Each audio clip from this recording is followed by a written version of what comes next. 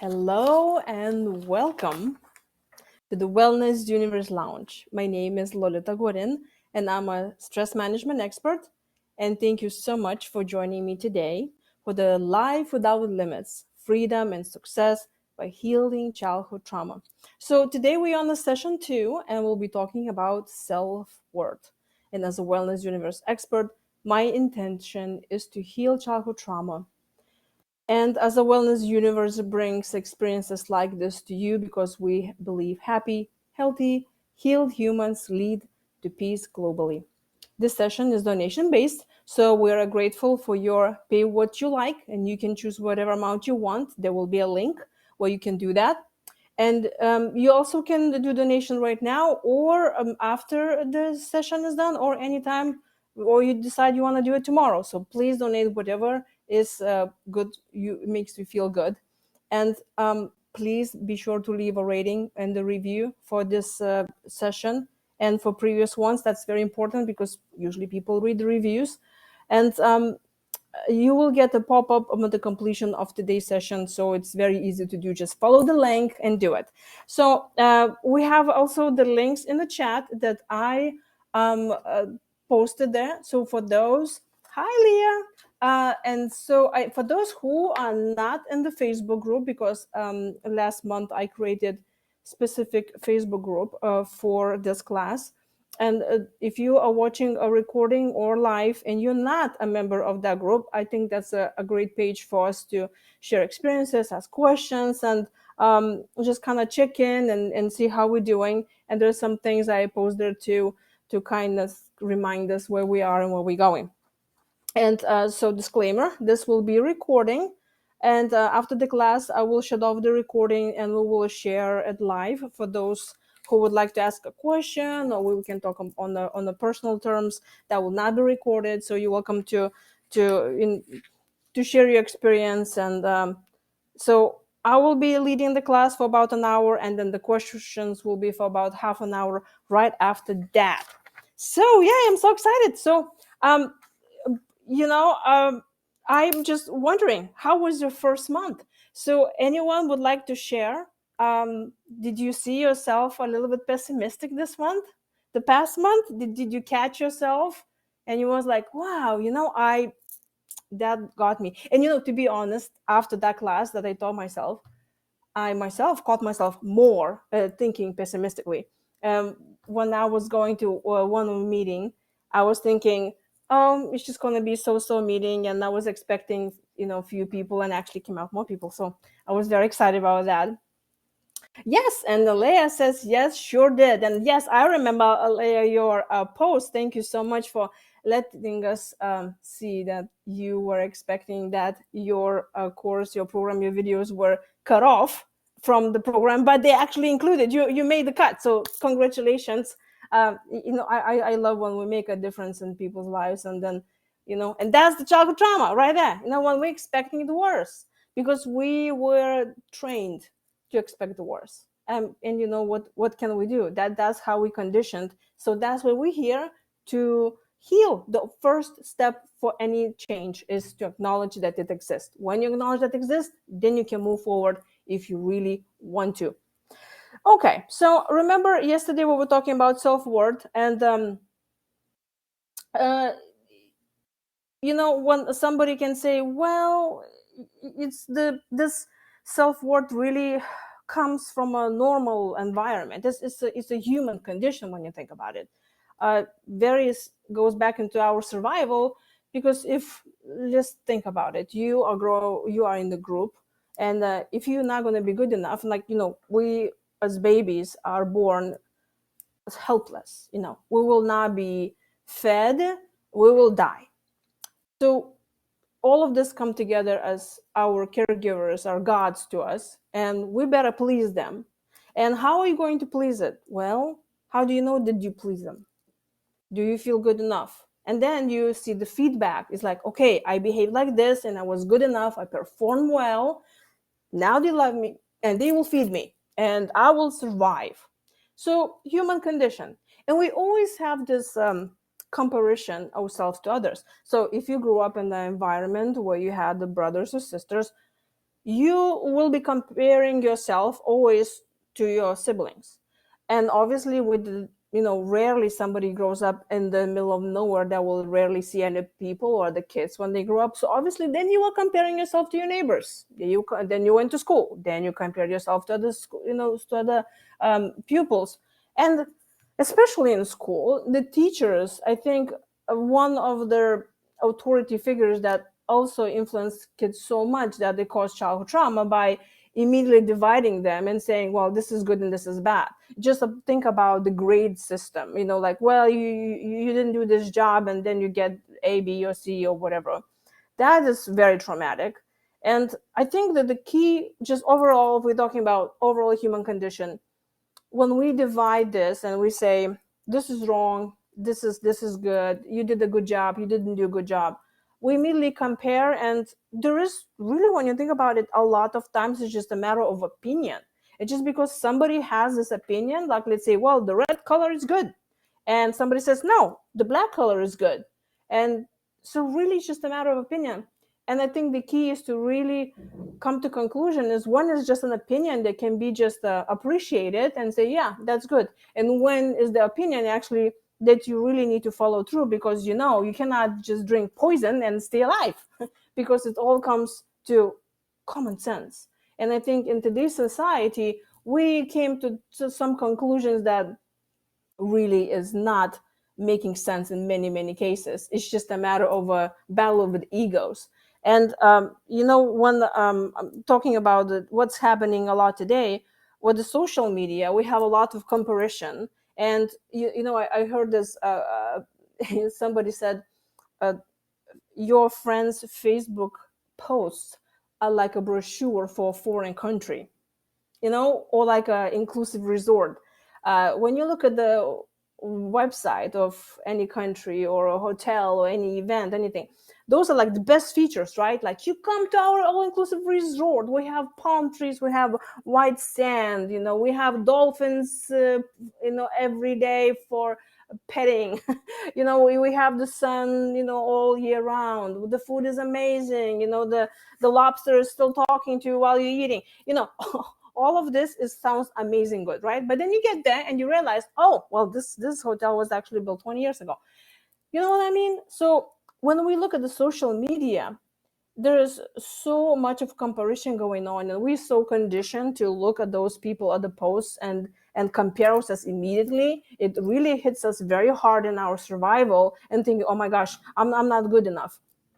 And especially if you grow up in the dysfunctional family, and by default you are not given enough validation, enough support, enough for somebody who you really trusted and love did not tell you that you were good enough, you're going to be like extra suffering from that condition.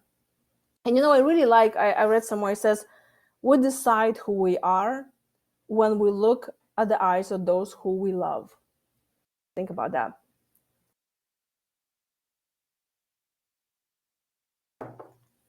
And it's still important even when we an adults. Excuse me. We think that children needs a lot of approval, but adults, we still need the same approval. And we've seen plenty and plenty in anywhere in the news, or people that we know, they could be the most successful. I think I saw the story about Johnny Carter and his mother, who was a narcissist and never gave him approval. And he was amazingly successful. Everybody loved him, right? But it was still not enough for him because his mom didn't tell him that he was good enough. And that's why it's extremely important for us to hear from our parents that we are good enough no matter what we do. So when you grow up in a dysfunctional family, and this is somebody like an addict that's in the family, or like an emotional unavailable parent, you might be struggling with that because you are not getting that by default, or you're even getting worse because they're in the bad mood. They hide, they drunk, whatever. They yell at you for no reason at all. A lot of people who struggle with addiction, they're just angry a lot of the times, or they just passed out. So if you're not being emotionally, physically abused, then you're not really getting any support whatsoever. So when you compare yourself, what you see, you immediately get this idea that, well, you're just not good enough. You're not good enough no matter what you do. And then you poor kid, you keep on trying and trying. And I remember doing this all the time. And I'm only one child. Somebody can say, well, you are so spoiled. And I get that a lot when I was growing up. And I thought to myself, no, I have to be 100% perfect. It's not like you have a brother or sister and you think, well, maybe I'm not that good, but the brother will deliver it for the family. I had to be like, this is me. Like, parents pay attention to me 100%. Like, I was the person that when they paid attention to, I was that person. But I grew up also with my classmates, with my neighbors, with my peers. And obviously, I compare myself all the time. I went to school, I had to compare myself all the time. So that environment that we grow up, we're always comparing. And you know what, somebody could say that comparison is bad because is judging is bad. Yes, from one point of view it is, because, well, if we just realize that different, it doesn't mean it's wrong, it's just different. It's the beauty of that. It's good. But sometimes when you think about it, when you go to the field to pick up some berries, you're going to judge those berries, are you? You're going to look at them, you're going to compare which berry is ripe more, right? Like, okay, I'm going to take that one and I know I'll be okay. And that one, if I pick, it's going to be hurting my belly. So I'm not going to pick it. So it's a human condition. You're going to be judging, and you are going to go through those low times, especially if you grew up with childhood trauma, that you'll be super extra hard on yourself. But what is that you do? You acknowledge it, and then you take some actions, and then you can heal with that. You can lower that stress that comes from being judging yourself way too much. And so now let's just think about the previous session, like a month ago. So remember I told you, and for those who are just listening this without seeing the first session, please go and listen to the first session. It's a really good one, I think. But you remember I told you that you need to list all your achievements. And now I want you to just go back in that time when you were listing them and really remember the feelings, what you were thinking and feeling when you had to list them. Did you, and please share in the comments, was it easy for you? Or you were really thinking like, no, I'm not good enough, or like, no, this is not an achievement, and something comes to your mind and you're like, well, if everybody got driver license, or like, oh, well, everybody went to college, or well, I'm not gonna write it, I'm a good cook, or I raised 10 kids and it's not a big achievement. How did that feel to you when you writing that and you really paid attention to yourself? Because that's the putting the spotlight onto you. And especially if you grew up in an environment where you are not really used to being seen, it may feel very, very uncomfortable. You see, yeah, Leia says it is a little hard for me to list my achievements. Yes, because first we immediately think, well, what is an achievement, right? And is you comparing yourself to what? To other people? Well, other people have a family and the kids and the house and the pet and whatever, and they have a successful business, and I don't have it. So what am I going to write on that achievement list? So I love this advice. Never compare yourself to other people. We heard that one before, right? Like, of course, yeah, okay, makes sense. You know who you need to compare yourself to? Yourself. Yes. So what do you think? When you think about it, where were you a year ago? And where are you now? And you really compare yourself to yourself. Did your life change? And it can be little small things that may look like not a big deal at all. But maybe, you start now walking around the block. And that's an exercise. Of course, I'm asking you to write it down for yourself. And I will give you now a few minutes to think about that and compare yourself to yourself, because your self-worth is comparable only to you. When you know that you moved and you changed, you moved forward towards your goal, you did something, or even not moving towards your goal. Maybe what changed is that a year ago you were way too hard on yourself, And this year now, you're just more relaxed. You taking meditative classes, you're doing yoga, you're writing diaries, you take care of yourself. Maybe you even do less now because now it's serving you. So think about it. What is the difference? How do you feel last year and this year, or even 5 years or 10 years? Compare yourself to yourself. Okay, so Leah says, that's good. I have changed a lot in the last year. I know. Compare yourself to my past self. Yes, I compare myself to the highest version of myself I'm growing into. Exactly. So you see, you are moving, you are good enough. And that exercise really moved a lot for me because I used to compare myself to other people in the, what their relationships look like and where am I, like, well, I'm divorced, a failed marriage, and then all my friends are married and happily all happy. Oh my gosh.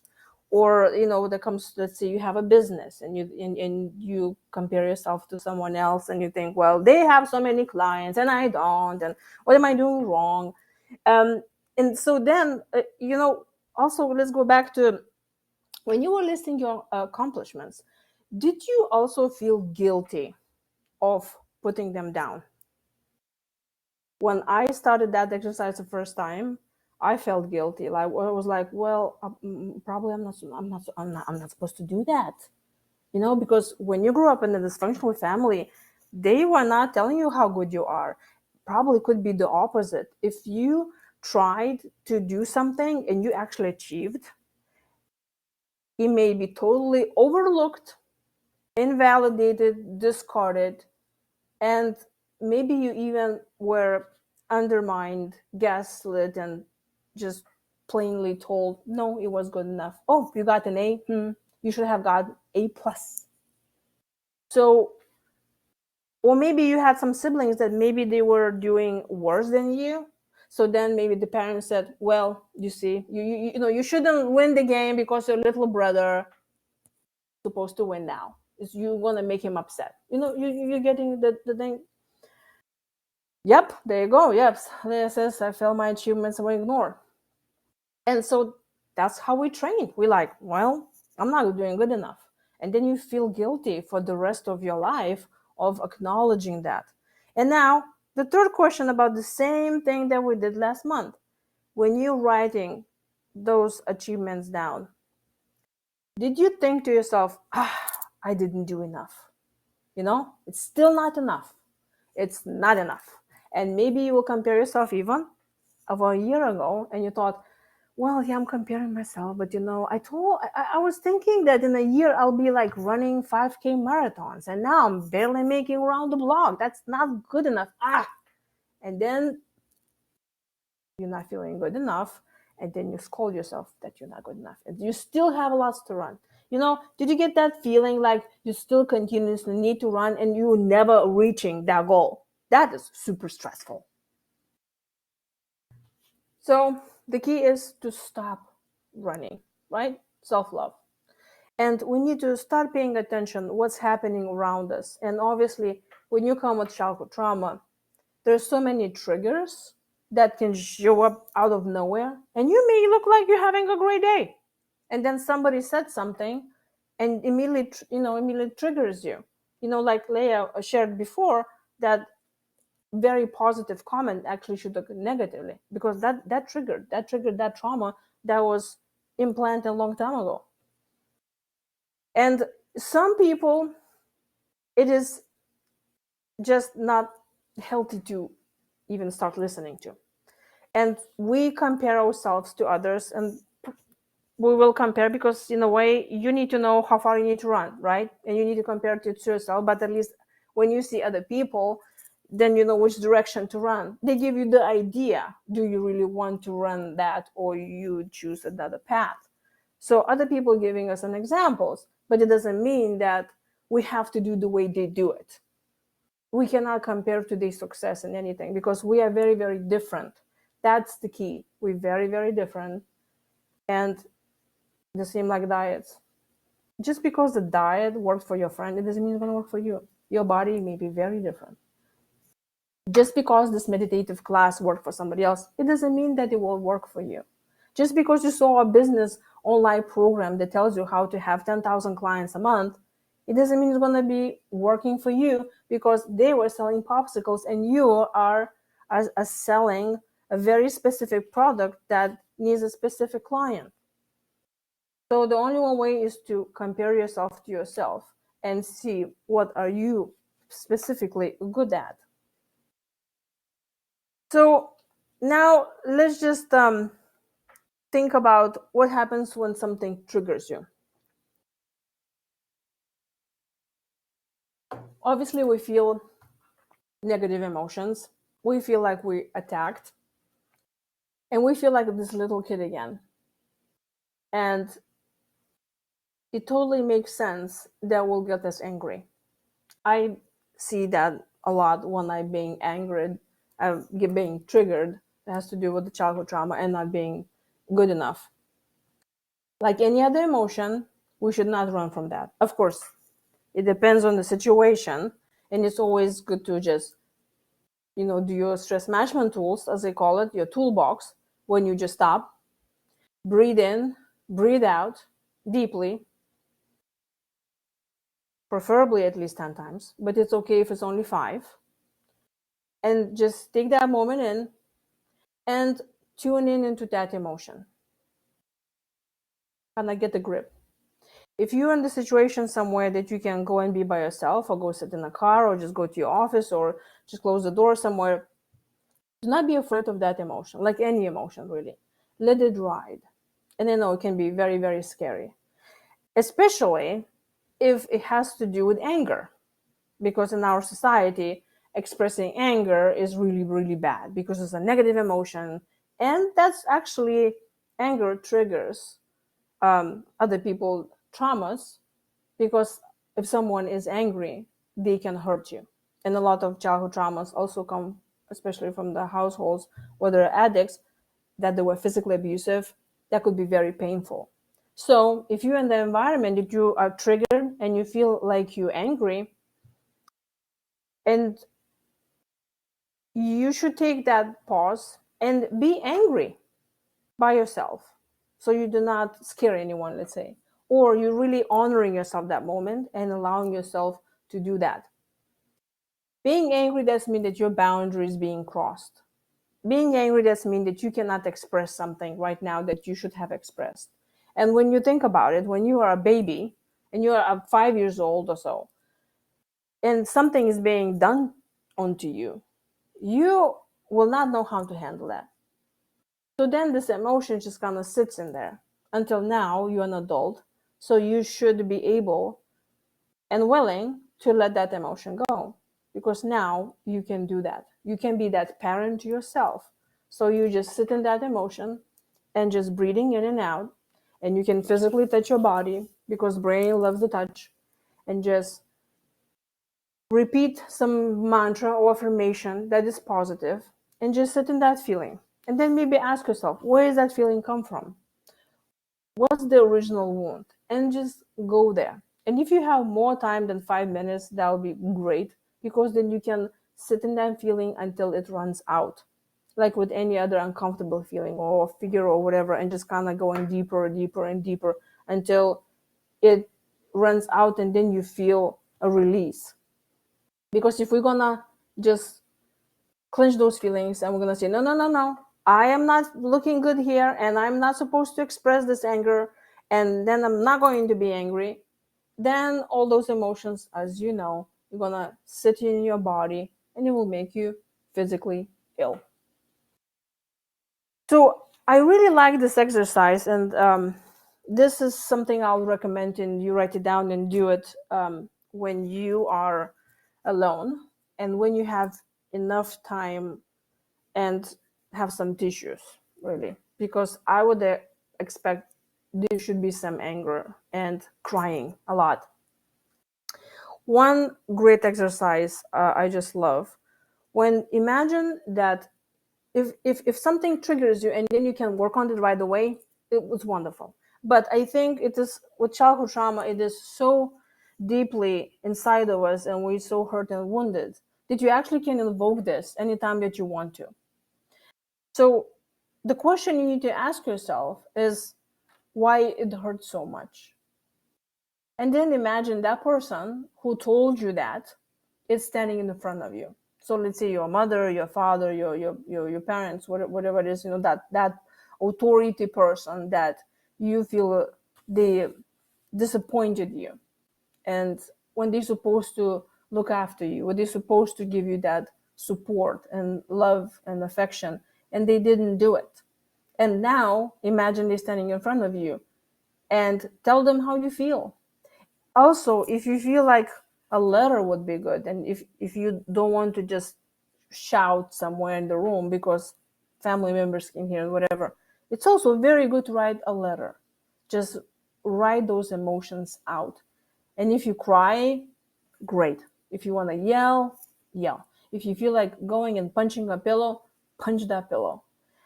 But write that letter or tell that person that you are very angry and you're disappointed in them, that they're supposed to be that adult for you and they didn't do it.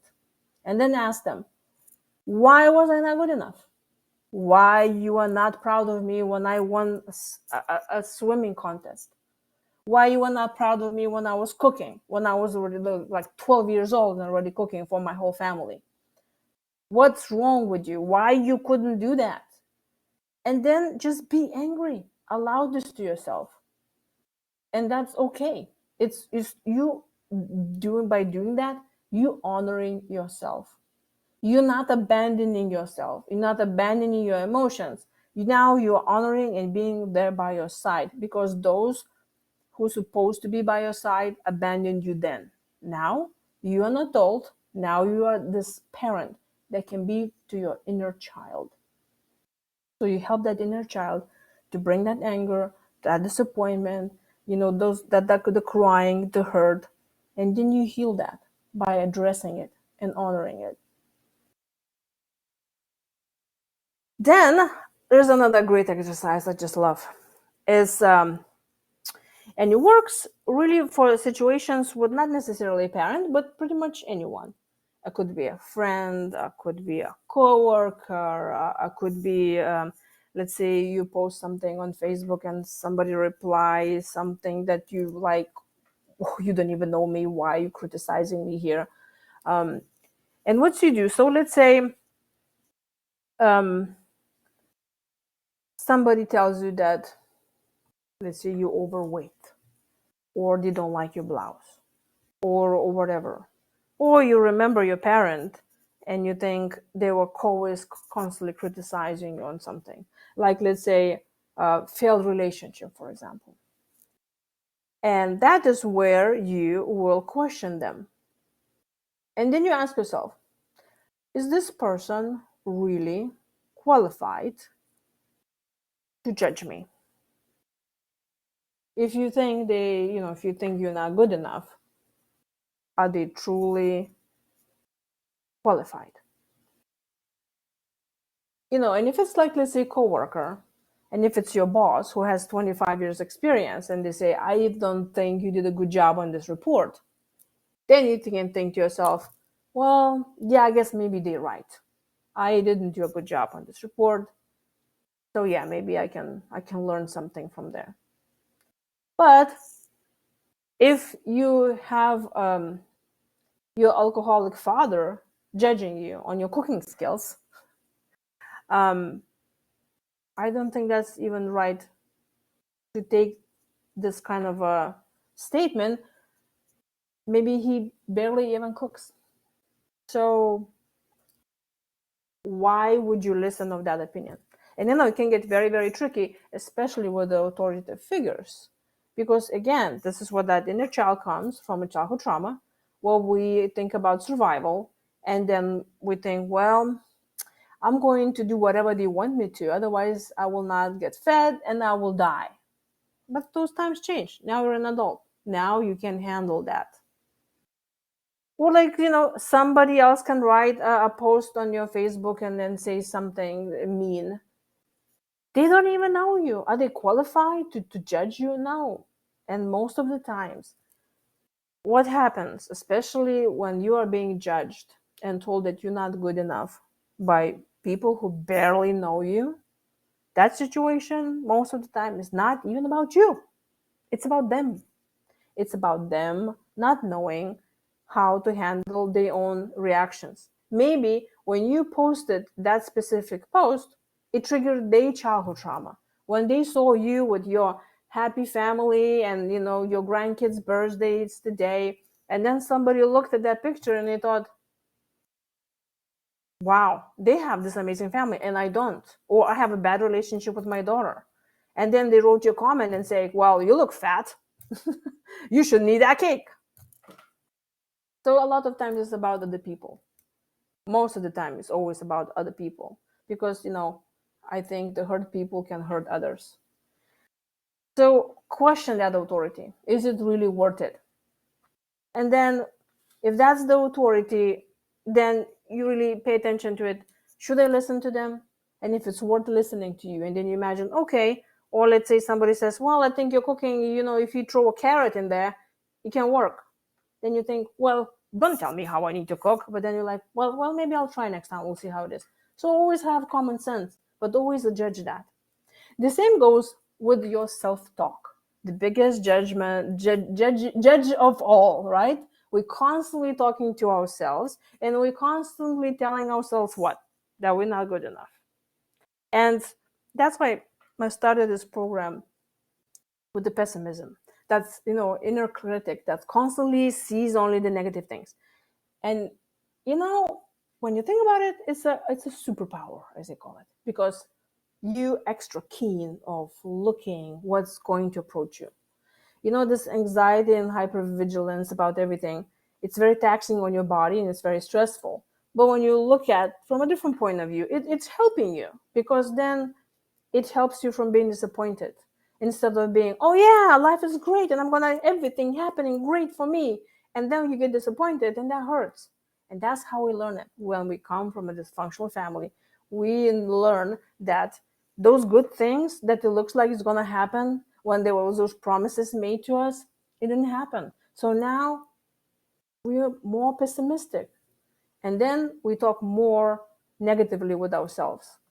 And there was a research done that those people who are into depression, they have a low self-esteem. And those who have a low self-esteem, a lot of times are depressed. So it looks like a cycle that you will never leave from it, right? But as we know, with a little bit of action and work, and that has to do, I know, like always, good nutrition, help your body to release all that inflammation, physical exercise, helping us to create happy hormones. Even just walking around the block can do miracles. But when somebody is depressed, it's very hard to get out of bed. But just a little action can start amazing changes. The same as comes with your, talking with yourself and being your best friend that moment. So when you start catching yourself that you're very harsh on yourself, that's where you need to tell yourself, okay, hush. And you can even name your critic. I'm sure you heard about that. You name your critic and you have a conversation with that critic. And then you judge them. How about that? And then you hear, well, you're always late. And it's like, well, where did I get that idea? Oh, well, I know. My mom is always constantly telling me that, I'm always late. And then you argue with that. You're like, well, okay, well, let me see. Do I always late? Well, no, not always. And then you give yourself evidence that whatever your initial thought was, they're actually wrong. You even can start a diary and you just write every single day what your thoughts were that you felt also not good enough. And then maybe you withdraw from relationships with talking to other people, from a business ventures, from anything, from taking any kind of action just because you were not good enough. And as we know, when you're not feeling good enough, you will hold yourself back. And I read there was a research done that in people who have a very low self-esteem and they think that they're not likable, they're not lovable, they already come into a group. Like let's say a new student comes to school and or a new employee comes to the work environment and they're like, well, I'm not lovable and I'm not good enough, so I know nobody's going to like me, so what's the point? Well, I'm not going to even talk to them. So then they start displaying this behavior like they don't even want to talk to people. So when somebody is keeping distance, you're going to let them have that distance, right? And worst of all, when somebody from the group doesn't want to talk with the group itself starts thinking, and getting triggered of their own insecurities of like, what? Do you think we are not good enough for you? That's why when we're in the group, the peer pressure, it's huge because again, goes to the survival instinct. So what is that you do? Meaning you need to start approaching all of those uh, upcoming opportunities with a open mind. And then if it's scary and it's really stressing out, just start thinking, well, what's the worst that can happen? The worst that can happen, if you're not going to take that opportunity at work, you're not going to do that project, you're not going to meet new people, you're going to you hold yourself back, the worst that can happen, you're going to be in exactly the place where you are right now. That's it. That's like by default. And then you ask yourself, do I really want to be at the same place? A lot of times we don't. We always want to move forward. Be happy, right? So then, just kind of tell yourself, I will try. And it's very important also not to get way too disappointed way too quick. It's kind of like a, bamboo. You keep on watering that plant and it takes what, like 5-6 years to grow. So imagine if somebody with a, low self-worth keeps on watering bamboo, what are you going to think all this time? Well, guess what? I'm doing a bad job because that bamboo is not showing. But then it shows up and then it grows whew, so tall. So now I'm also want to ask you, just think about it. Are you working on some project or on some goal or something is not really happening for you right now? And you're thinking to yourself, I'm not doing good enough. I'm not doing enough. Other people already can succeed in this and I saw them succeeding and I don't know what's wrong with me. So think about the situation. Do you have one like that right now? If you like, please share in the comments.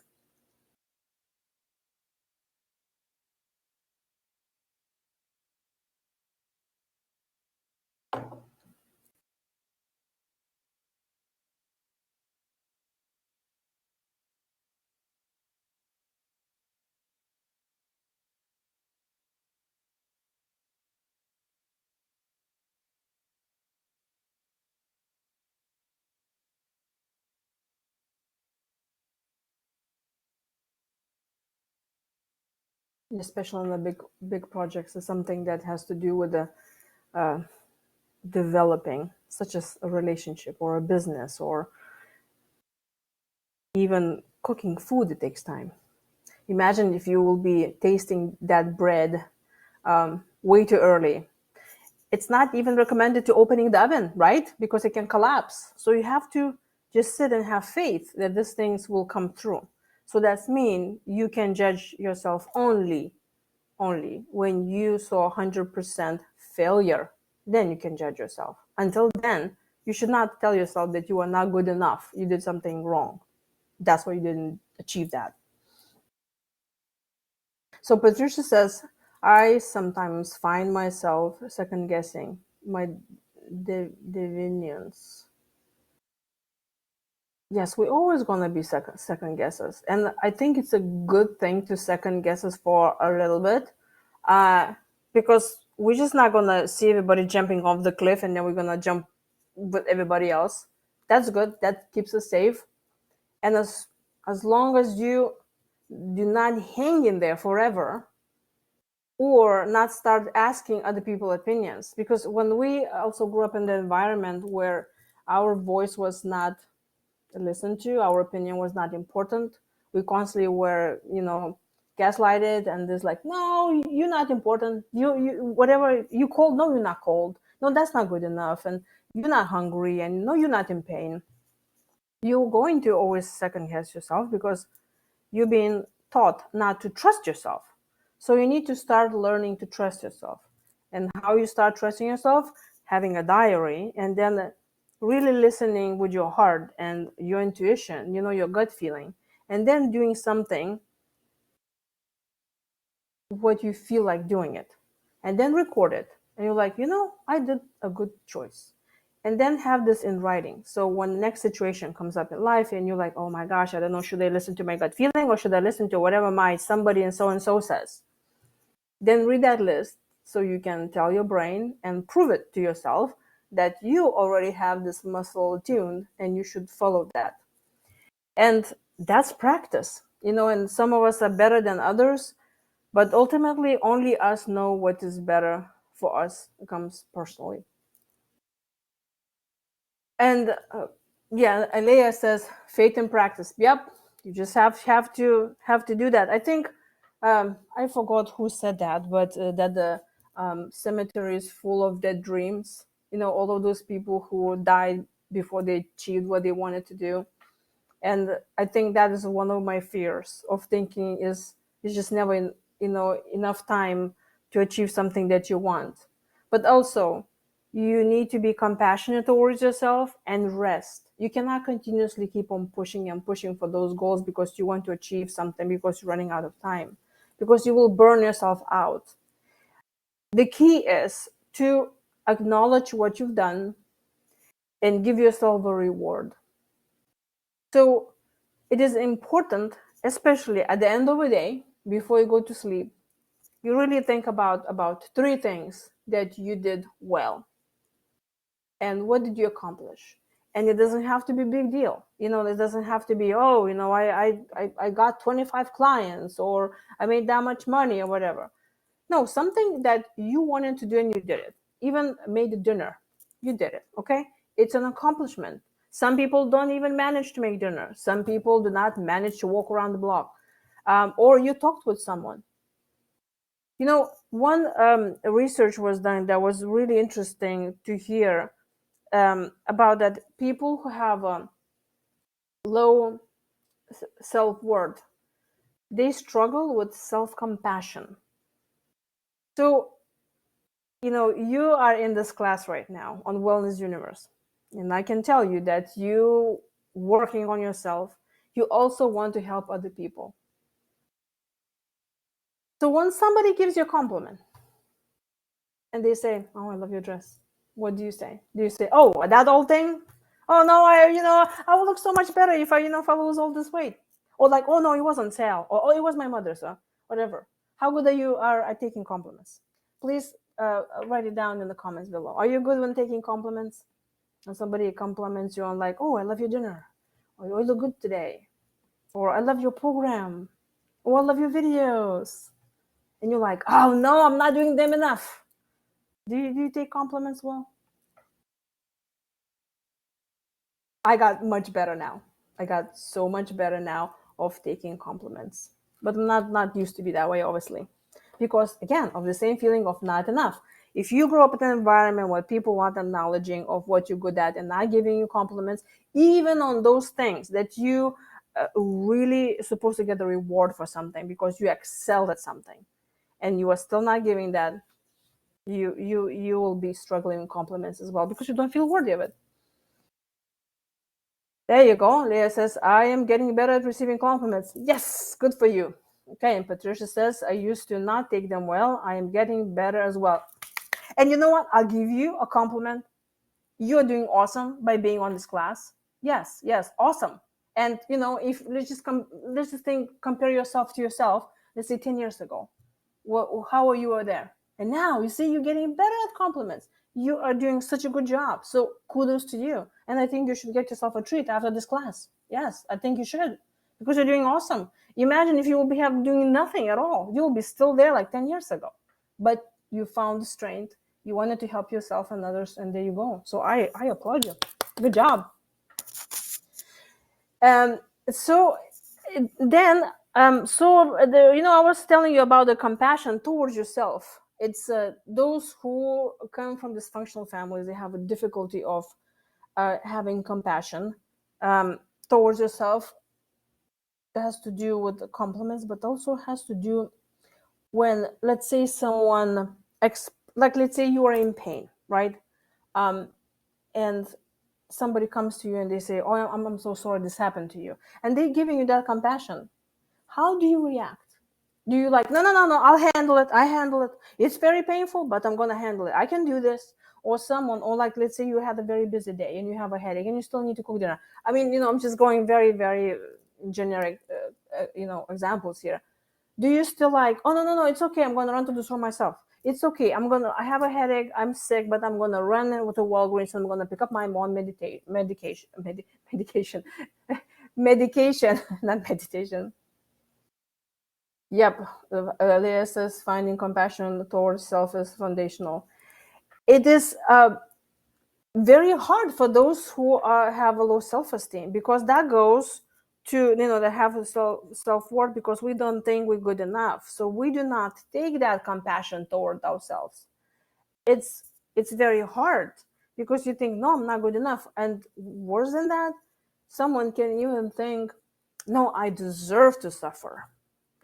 My mom didn't tell me that I was good enough. My dad didn't pay attention to me at all. So you know what? I am not good enough. I'm not like my mother or brother or sister or cousin who, finished high school with all A's, and also a neighbor who has amazing kids and family, and I'm not good enough. So I'm going to suffer.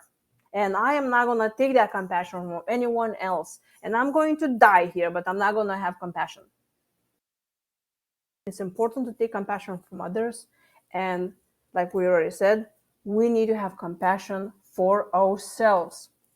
And Patricia says, my 86 years old mom has lived with me while I was battling cancer.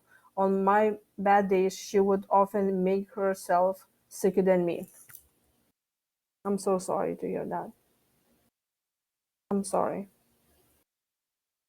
How can you, can you do this when you, that looks to me like a total complete narcissist, somebody who does that, because narcissists are those who still live thinking that they're 3 years old, who needs to get their needs met by force.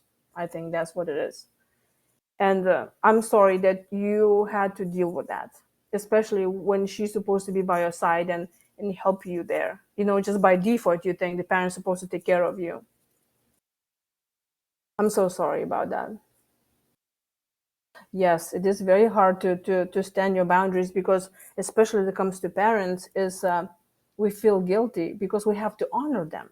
Like, I have to honor them, or like, how I'm gonna die. We have to honor them, and it's like, and then it comes to, it's like, what does it say about me if I don't honor my parents? They gave life to me, and whatever they did to you, we still have this fear of putting the boundaries up.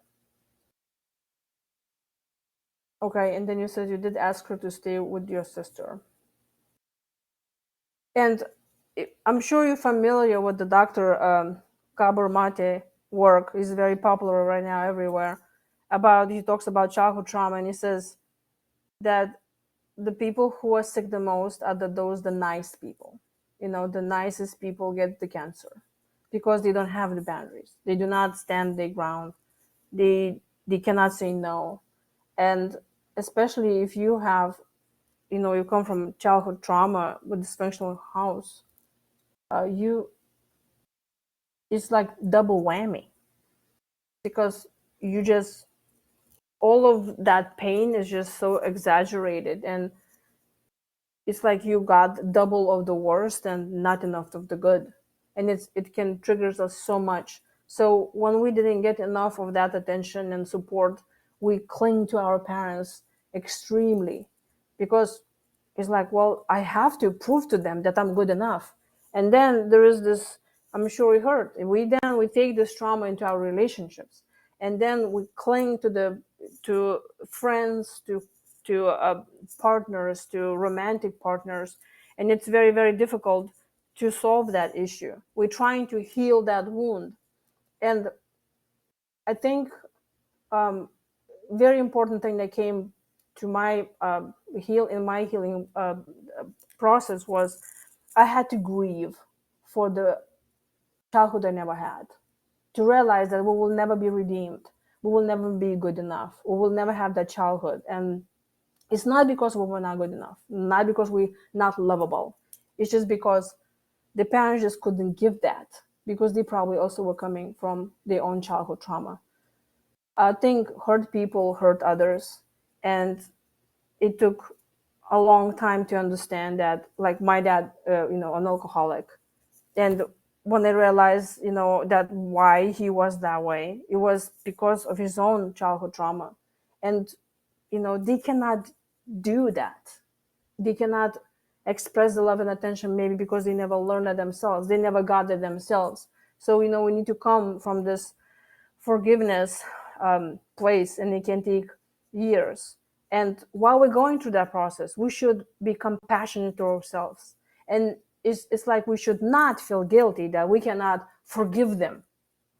We should take as long as it takes. We should be angry. We should shout, whatever. And if you even can talk with your mom or your dad about that, if you can have courage. I still have not have courage to talk with my dad and say, why you are never proud of me? Why you hurt me so much? I hope that day will arrive. But I already found enough compassion that I know he's probably would not be even ready or able to listen to that. Okay. And okay, and Patricia says, she makes me feel guilty every time she calls. I love her, but it hurts. I absolutely understand you. Also trauma, yes, but meetings like this help so much because we're all enough. Yes, we are all enough. When we look at them, like when I started looking at my dad, like he's a 3 years old, like looking at that 3 years old and saying, why are you not treating me well? It's kind of looks funny, isn't it? It's like the 3 years old cannot handle that. So when I started looking at him as a toddler, it helped me a little bit to realize that that's not the adult that I need. That's not the authority or God. It's just a toddler, hurt toddler in the adult man body. Yep, and a lot of self work that helps. Yes. Yep, healing a lot of childhood wounds. Exactly. You hug the little voice inside me. Yes, and so I know we are almost run out of time. I love this exercise. And I think it was by Louise Hay that actually that was the exercise that imagine that you are a small child, like you're a baby, you were just born, and look at yourself and tell yourself you are enough, you are lovable, because just mentally think, is this baby enough? Do you think it's lovable, or does it have to work for it? No, it doesn't. So look at that baby. Look at yourself. Now you as an adult, as a parent, look at that child. Embrace it. And just tell that baby, I'm here for you. I will never let you go. I'm there for you. I'm there. And then go maybe like when you're 5 or like when you're 10. And then do the same process again. And look at that toddler and say, I love you. You are so lovable. There's nothing wrong with you. You don't have to be good enough. I mean, you're already enough, whatever you're doing. And then you go through your teenage years, and then you go to your adult years. And better yet, you can just end up going and looking yourself in the mirror and telling, I am good enough. And Elisa's father is her toddler is an adult bombard. Exactly. And when we start healing, it's very important to stand by yourself, and you have to give yourself compliments. When you're leaving, you look at yourself in the mirror like, you got this. I mean, look at that body. I work out. You have to give yourself compliments. And then also, when, let's say, also here's an exercise for you to think about it. And probably I'll ask for this exercise, what did you write in the month? Your homework. What is the things, list to yourself, what are the things that you think you're not good enough?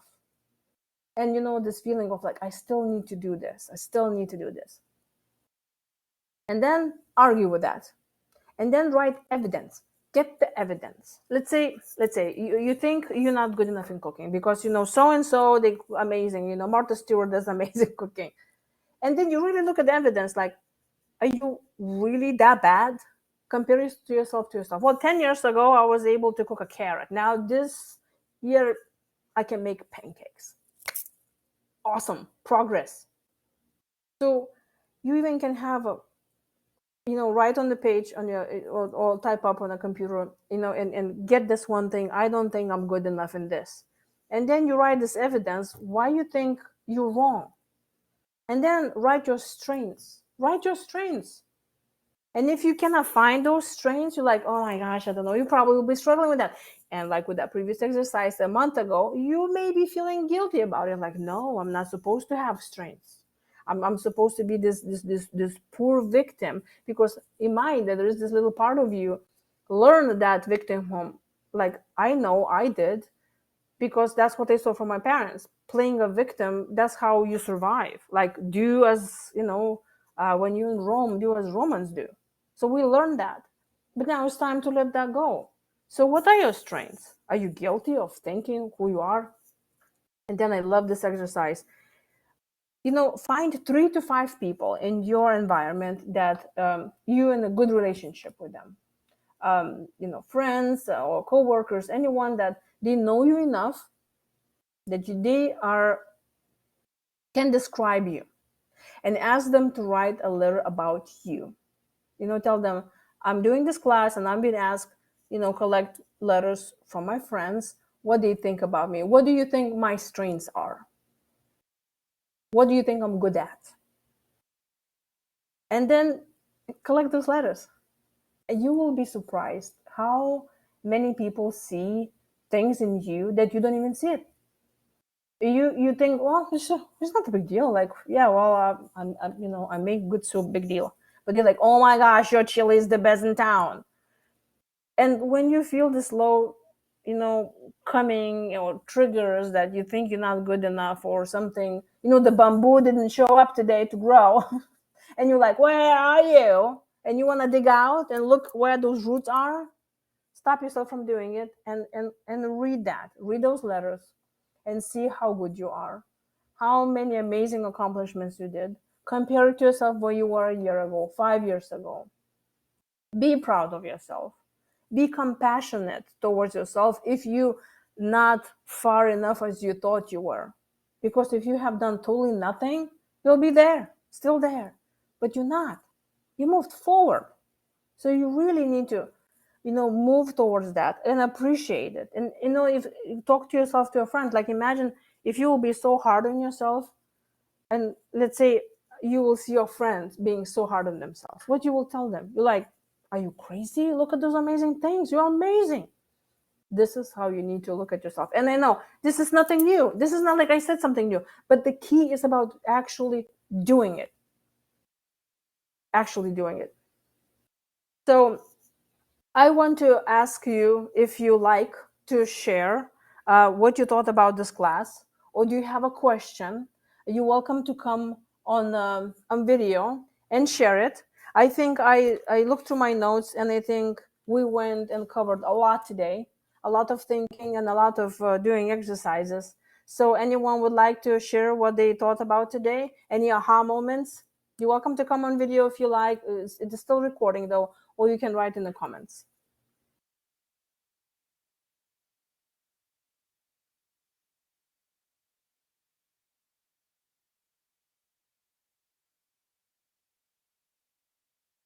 Hi, Leah. Hi. What I noticed was there's a point of 5 years ago when I didn't accomplish something that I thought I should. And so I still think about that. Like, I still haven't accomplished that thing from 5 years ago. But then when you put it in the context of, look at how much I've grown in 5 years. Oh, well, that's interesting. I think I should probably go back and maybe read journals from 5 years ago and see what I was working on then, because I know I have done a lot in the last 5 years, even if it's not the one thing that I thought I should finish. That's wonderful. Hi, Patricia. I'm happy you came on the video.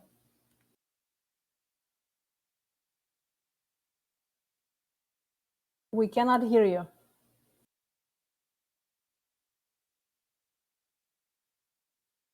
Nope. Can't hear you.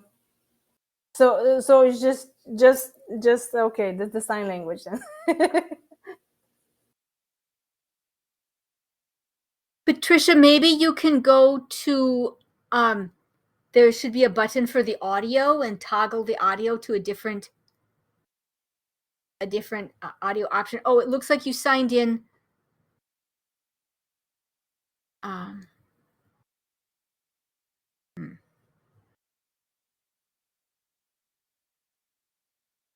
well, I'm not.